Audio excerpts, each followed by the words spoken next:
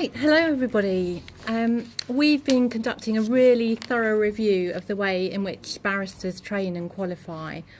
And we've been busy with this, in fact, since 2014. So in that time, we've been consulting really extensively with the profession, with students, with education providers, really a whole range of stakeholders. So we've done that with these four principles in mind. It's really in order to develop an accessible, more affordable and flexible training system, so that, and within that context, so that we can continue to attract the brightest and the best. And hopefully I'm looking at some of the brightest and the best in this room today. But really that's to sustain the high standards that we rightly expect of barristers. So our review now has reached the stage where our board's made its policy decisions. We're now in the process of applying to the Legal Services Board, and that's our oversight regulator, who will be looking at our proposed rule changes, and all being well, we hope that they'll be approved early next year when the new rules will come into effect. So what we're going to talk about is the 10 things you need to know about pupilage. But really, we're looking at an evolution, not a revolution. There's quite a lot of information. We've got some handouts, if you haven't been to our stand, which summarise what I'm going to be talking about. There's also a lot of information on our website, and we're updating that as we make the changes, because not all the changes will come into effect when the rules change early next year, for reasons I'll go on to talk about. But first and foremost, pupilage will continue to be an essential element of training for the bar, and everybody will have to complete this component of training in order to be authorised to practice. But we're introducing more flexibility, and part of that is we'll be talking about periods of work-based learning. So we expect the vast majority of barristers to continue to go through this component of training in the traditional way that probably many of you already know about, but we'll also be using the term work-based learning really with a view to encouraging a wider range of organisations to offer pupilages. So, for example, work-based learning might be offered by employers in the employed bar, but in fact that's already the case and our rules already cater for that. So there are a couple of aspects to the way that we set our rules for the way that pupilage is delivered, and one of those is the rules at the moment say that only one pupil supervisor can only have one pupil at a time, but we'll be putting in a little bit more flexibility to that. So in the self-employed bar, a pupil supervisor will be able to have up to 2 pupils at a time, one in the non-practicing period and one practicing. But of course the rules don't enforce that, so some may continue with the current arrangements. But in the self-employed bar, we're introducing greater flexibility. And that's really with a view to, as I say, encouraging potentially a wider range of pupilages to be made available. So instead of us defining the rules for the ratio between pupils and supervisors, we'll be saying that through the authorisation process, employers can put forward a proposal for the way that they want to structure pupilage. So, for example, this year we piloted that with the government legal department, and they had a system where they had 3 senior pupil supervisors who oversaw 9 pupils. And that really recognises that a large organisation like that will have a bigger infrastructure, more people involved in the training process. And they found that system worked very well for us. So we will accept applications from employers who want to propose their own structure of training. Over to you, Jake. Thank you. So the next thing that we're going to be changing is we're going to put in refresher training, which is going to be mandatory for pupil supervisors. So At the moment, of course, when you're given a pupil supervisor, you have a relationship with them, they're able to impart knowledge over to you. What we want to do is make sure that their understanding of their role and responsibility is up to date when they're providing you with that information. So we're going to have mandatory refresher training. And the way it's going to work is every 5 years there's going to be mandatory training, or alternatively after 3 years for someone who hasn't supervised any pupils in that 3-year period. So it's effectively a two-stage process there, depending on how active as a pupil supervisor they've been. Largely it's just to protect all of you so that you can ensure that your pupil supervisor is up to date on the latest standards and requirements.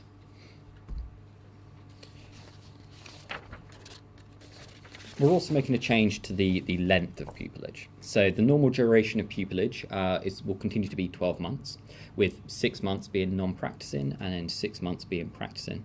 But we're also going to allow for there to be longer pupillages, if you want to, up to a maximum of 24 months.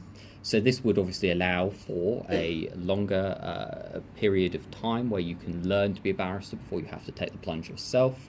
And it should allow for a bit of flexibility in the market so that chambers and employers which have different requirements can provide different length of pupillage so that you can feel assured that you're getting an appropriate training period.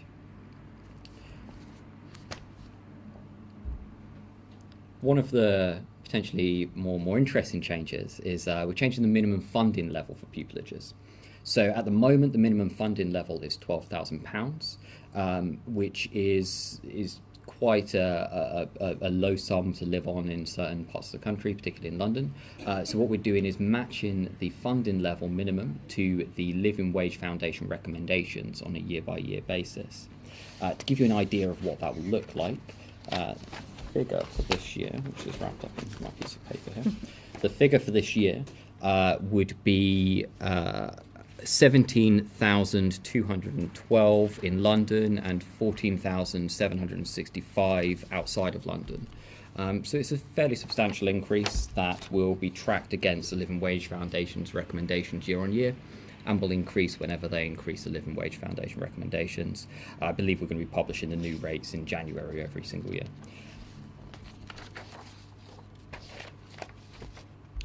We're also making some changes to the compulsory training courses that you have to undertake during pupillage. So some of you will know and some of you won't that at the moment during pupillage you have to complete certain courses, including forensic accountancy and practice management. We're going to be changing some of those. So we're going to remove the requirement to complete forensic accountancy. We're going to remove the requirement to complete practice management. We're going to continue to require completion of advocacy training. And we're going to introduce a new mandatory negotiation skills course. And then we're also going to split the assessment of professional ethics, which some of you may have already completed and some of you may not have. So we're going to split it into two. So there'll be one assessment during your vocational component of training, so the equivalent of the BPTC, and there'll be another component during pupillage, and that will come in two parts. The one during pupillage will be an open book exam, which is it's designed to better reflect the real life environment of being a barrister during pupillage. We're not yet clear on exactly when these will come into force, but you can expect them in the near future.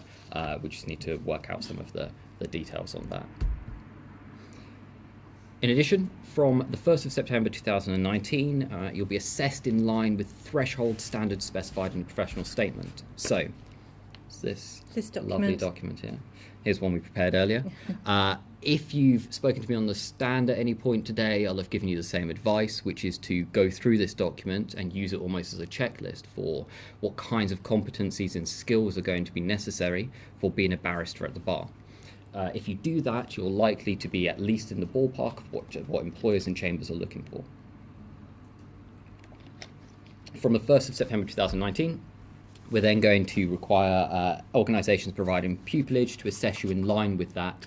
So it's a good idea to be familiar with it because it is the criteria which you'll be assessed against, and you should absolutely be familiar with that. I highly recommend using it as a checklist to see what you do and don't have already. And lastly, There's going to be transitional arrangements in place for other future bar training, that's what the FBT stands for there, changes, which means that nobody's going to be advantaged or disadvantaged as a result of the changes.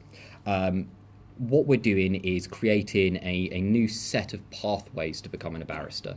It's effectively 3 new ones. So the current one, going through university or qualifying law degree, so GDL, then doing the vocational component, the BPTC, and then doing pupilage will still exist. But there'll be 3 new ones. The first is a combined academic, vocational and work-based learning course, which will be similar to what you might imagine an apprenticeship, where you go through the entire thing with one organisation. Second would be where you combine the vocational stage with the academic stage, so you do all of the educational component as one and then go on to the equivalent of pupilage or work-based learning placement. And the third would be a combination of the vocational component alongside the work-based learning, the pupilage component, which are effectively the BPTC and pupilage combined, which depending on what providers want to offer and what the market conditions end up being, one or more of those alternative routes may appear as options in the future. Any questions?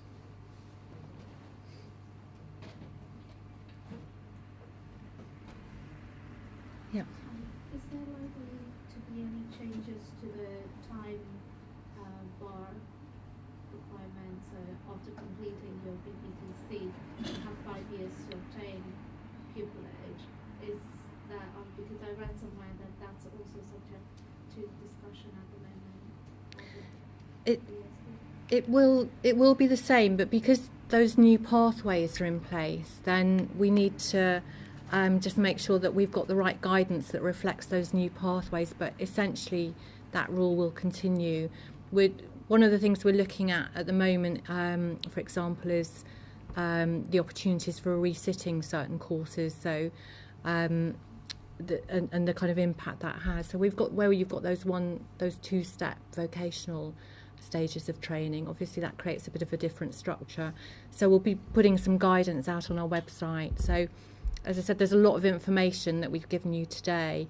There's a summary of it in that little handout, but there's a lot more information on the website and we'll be adding to that. But yeah, essentially that rule will continue.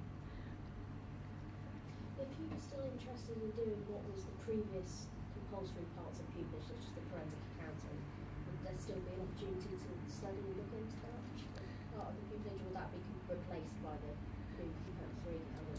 Yeah, the forensic accounting, the reason for removing that is because it doesn't really reflect the competencies. So this document here contains a whole list of competencies that barristers should have by the time they've completed their training.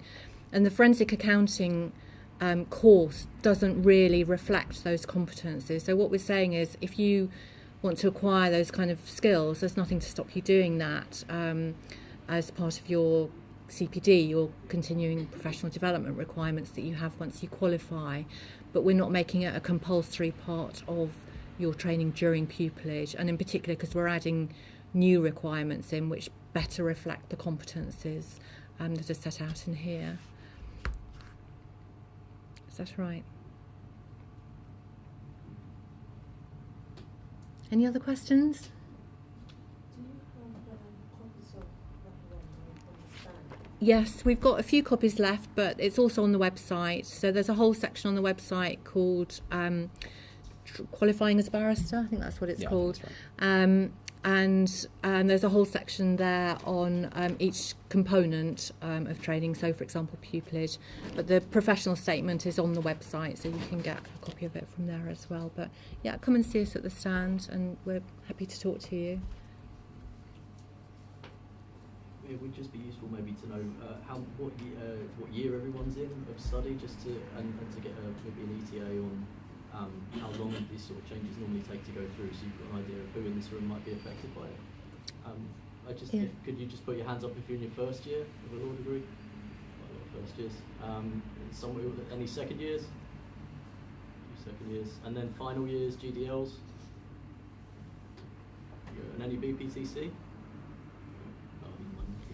Yeah, so there's a spread. So the some of the changes will take a while to work their way through, because we're also making changes to the courses during the vocational component of training, and obviously what will happen is there will be people on different tracks going through under the current exams, and there will be people starting to come through under the new exams. So in terms of authorising those pathways, in principle, once our rules change from next year, we'll be able to authorise new providers. But as to whether those courses will be available under the new pathways, so for example the split vocational training, that will depend on when when providers come forward. And we know providers already are interested in delivering that split course, but it depends when they're ready to start delivering that course. But what we are saying is that nobody should be either advantaged or disadvantaged according to which pathway they've come through. The apprenticeship model and the kind of combined models, again, it depends on whether enough providers who are interested come forward to offer those pathways. But the changes to the vocational stage, so for example the negotiation skills, we expect that will come into effect around 2021-22, likewise the ethics. But we're in the process of working that out at the moment, and it's quite complicated to make sure the whole system fits together, and that the transitional arrangements are in place. So there's a lot of work going into that in the moment, and as I say, that's why it's worth keeping an eye on our website as we're making those kind of announcements. But those are the kind of ballpark dates that we're looking at.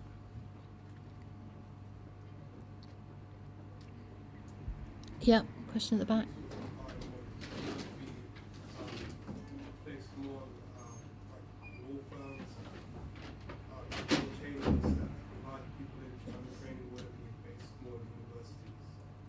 Sorry, could you just speak up a little? Just something, if it would be more, would the providers be more universities, or would they be more actual chambers, which be combined model?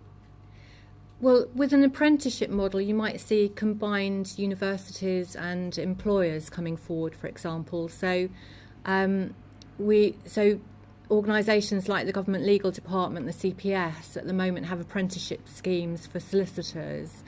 So that's combining the various components of training together, and they may be interested in the future, for example, in doing the same for barristers. We don't know yet, but we've in principle approved the pathway so that if they're interested, they're able to do that. It will entirely depend on the model that is proposed by people who are interested in delivering different components, but. The other example is combining the academic and vocational stage of training, which may be more kind of university based. But as I say, it depends on we set the framework, and it depends who comes forward, who's interested in delivering to those new models. Sorry, you used the word apprenticeship a few times. Would that Yeah. be is there a possibility in the framework that you could get to the bar without a degree? Is that how it would work? Our policy says that it will continue to be a graduate profession, and that it will require a minimum of a 2:2 degree, as is the case currently. But the apprenticeship model will be at a degree level apprenticeship. So that there are different levels of apprenticeship. So it's at the more kind of professional end of the apprenticeships. In order for apprenticeship model to be initiated, it's within a quite kind of strict government-led framework. So we'd need 12 employers to come forward as a group and put a proposal forward. So it's not simply a question of them coming to us and us approving it. There's quite a kind of strict government framework around that.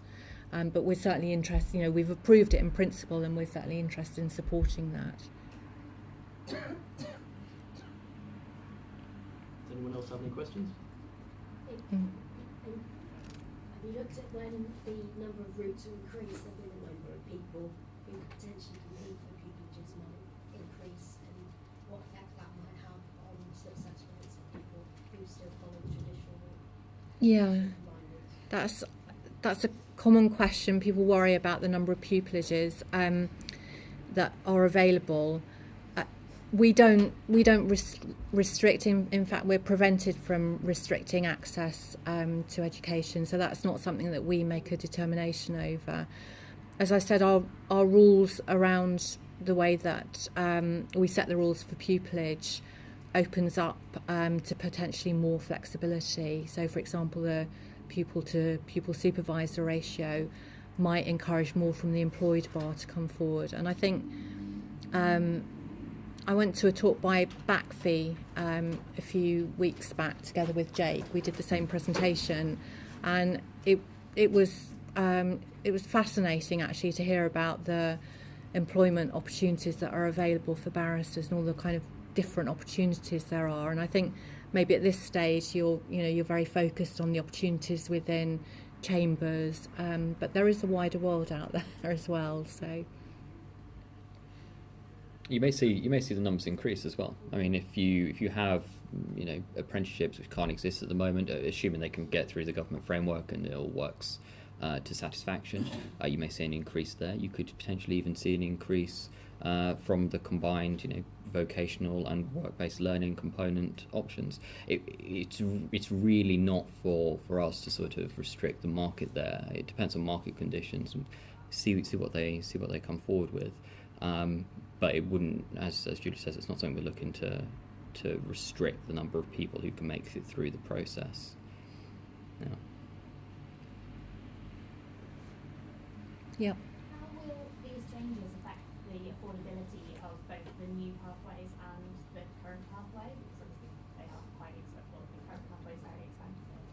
Yeah, so as I said at the beginning, affordability is one of the principles. So that new two-stage model in particular, two-stage vocational component of training in particular, is designed to tackle affordability. So you'd be able to take the first stage of the vocational training without committing yourself to the whole component.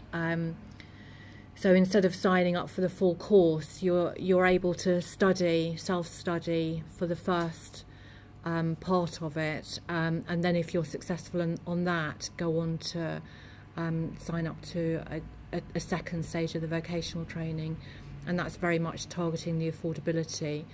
What I would say is, that as to how many places will be available, initially that may be fairly limited, but we've approved that as a pathway, and we know that providers are interested. Just depends when they come forward and how many of them come forward. But that is one of the key ones to address the affordability of the vocational stage.